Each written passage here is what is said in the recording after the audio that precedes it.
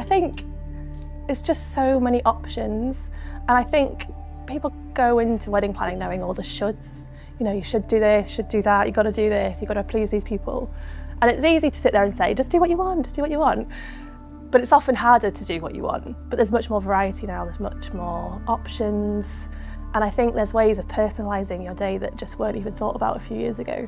And with the Celebrant especially, it's just another way of bringing your personality to the day and starting the party like the moment your guests walk in, which is the best thing, because you know, you want to set the vibe, you want to set the tone, you want to get it going.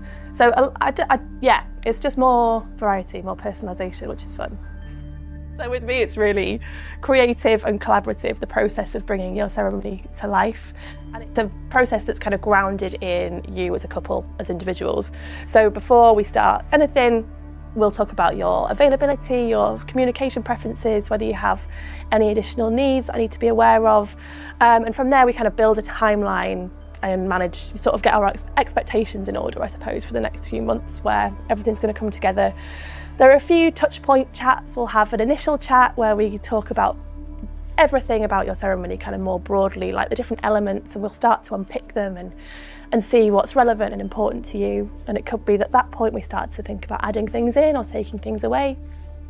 And from there, I'll send you some questionnaires. So you get one to fill in together, one individually, and I'll send you out a little date night box to accompany that, which is just to encourage you to set some time aside to be really intentional about what you are thinking about and what you're planning.